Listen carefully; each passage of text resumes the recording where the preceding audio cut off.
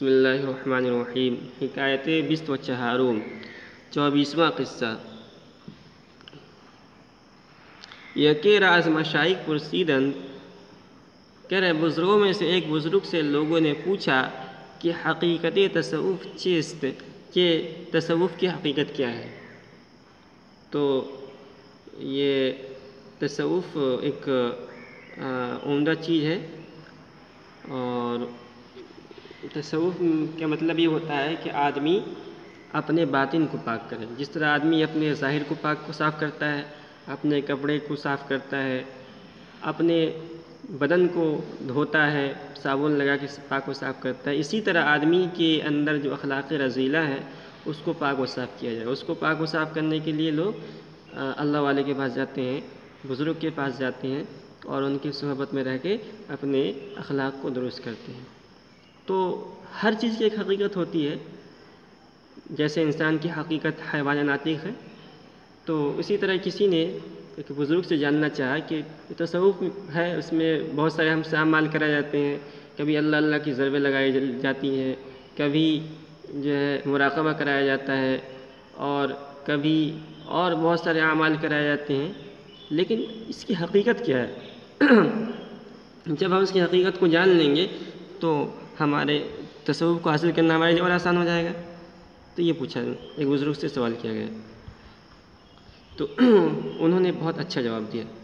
گفت تو ان اللہ والے نے، ان بزرگ نے جواب دیا، ازی پیش طائفہ بودن، کہ ہم سے پہلے، ازی پیش اس سے پہلے، طائفہ بودن ایک جماعت تھی، دنیا میں ایک جماعت تھی، طائفہ بودن در جہاں اس دنیا میں ایک جماعت تھی، بصورت پراگندہ و بمعنی جمع، جو ظاہر میں پریشان تھی اور باطن کے اعتبار سے جمع تھے۔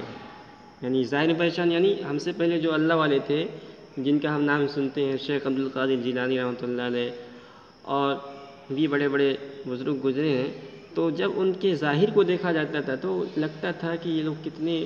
دنیاوی اعتبار سے پریشان ہیں۔ ان کے بدن پر کپڑے نہیں ہوتے تھے، ان کو فاقہ کرنا پڑتا تھا، ان کو لوگوں سے گالی گلوچ سننا پڑتا تھا، طرح طرح کی تکلیفیں برداشت کرنی پڑتی تھی، لیکن ظاہر ان کا تو یہ تھا، لیکن باطن یہ تھا کہ ان کا باطن نہایت ہی مضبوط تھا، اور اتنا مضبوط تھا کہ ان کے ایک اشارے پر اللہ تعالیٰ بڑے بڑے کام کروا دیتا تھا۔ تو یہ تھا پہلے ہم سے پہلے جماعت کے لوگوں کا حال۔ وَأَكُنُوا خلق اند بظاہر جمع و بدل پراگندہ،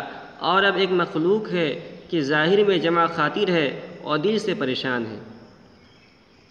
یعنی اب یہ ہے کہ بظاہر جو ہے نظر آتا ہے کہ یہ بالکل اللہ، ان کا لباس دیکھ کر معلوم ہوتا ہے کہ بالکل پہنچے ہوئے بزرگ ہیں، ان کا ڈائریکٹ اللہ تعالیٰ سے کلام ہو رہا ہوگا،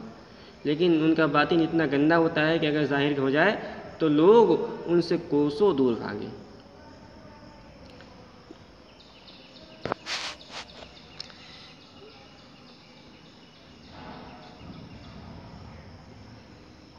اس کے بعد شعر ہے،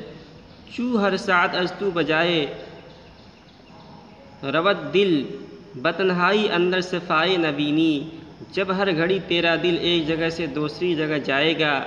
بتنہائی اندر صفائے نبینی، تو تنہائی میں دل کے اندر صفائی و پاکیزگی نہیں دیکھ سکتا۔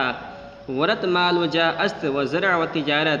اگر تیرے پاس مال و مرتبہ و کھیتی و تجارت سب کچھ ہے، چو دل با خدا است خلوت نشینی، جب تیرا قلب اللہ کی طرف ہے تو گوشہ نشین ہے۔ تو کہنے کا مطلب یہ ہے کہ اگر آدمی کا دل اللہ سے لگا ہوا ہے اور اس کے ساتھ وہ کوئی بھی کام کر رہا ہے، تجارت کر رہا ہے، محنت مزدوری کر رہا ہے،